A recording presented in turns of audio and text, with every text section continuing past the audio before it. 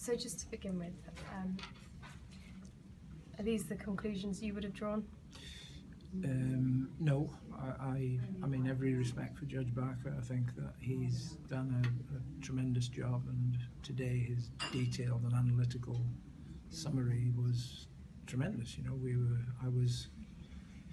it was totally in line with the plan, quite frankly. I couldn't see it going anywhere else other than an open verdict, on the simple basis that, you know, by everyone's agreement, the forensic evidence isn't there, and we knew that before we began.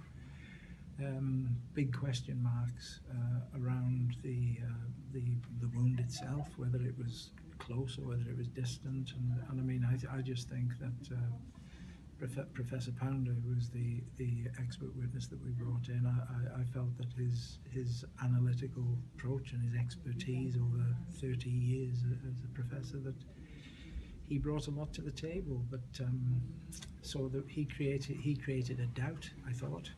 But I think the most telling point was that there was one particular witness who changed his evidence 7 times and couldn't extricate himself from the location. So, you know, the evidence took us to the fact that he was with Cheryl when she died, or rather, there was no evidence to prove that he wasn't.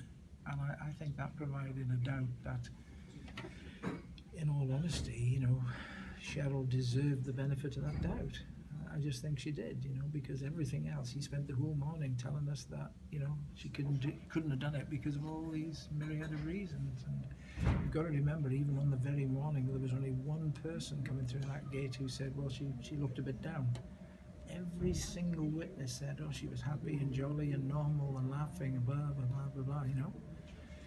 So it was difficult to swallow that final leap of faith where, you know, we jumped to, oh, and it was suicide beyond all reasonable doubt. God, how did we get there? So it was disappointing, but I don't want that to be interpreted as any criticism of Judge Barker. I really don't. I think that he's done a great job, and I've got the utmost respect for him. So I don't want to make this any form of attack on anybody. I'm just saying, and I'm not a lawyer anyway, but I'm just saying the evidence. I was there every day. I listened to every witness. I read every testimony, every scrap of evidence that Surrey Police delivered to us. I read, and I did not, and believe me, I read it, you know, over and over, and I never got to that point. But I was with him up until about 40 minutes before the end. So, you know, it was disappointing.